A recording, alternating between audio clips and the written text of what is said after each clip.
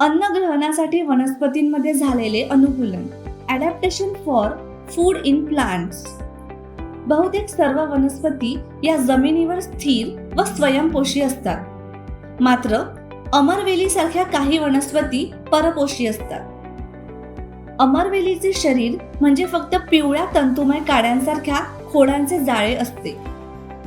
पाणी नसल्याने अमरवेल स्वतःचे अन्न स्वतः निर्माण करू शकत नाही, परंतु आधारक वनस्पतींच्या खोडातून पोषक द्रव्ये शोषून घेण्यासाठी तिला चूसक मुळे असतात.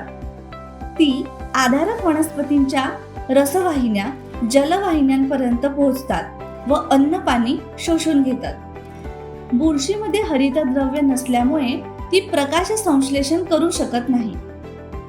ती भाकरी, पाव यांसारख्या पिष्टमय अन्न पदार्थांपासून अन्न मिळवते.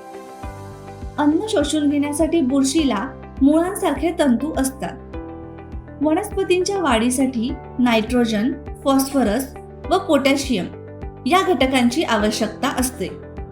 ज्या जमिनीत नायट्रोजनची कमतरता असते अशा ठिकाणी वाढणाऱ्या काही वनस्पती जशा घटपर्णी, व्हीनस, फ्लायट्रॅप, ड्रॉसेरा या कीटकांचे भक्षण करून स्वतःची नायट्रोजनची गरज भागवतात.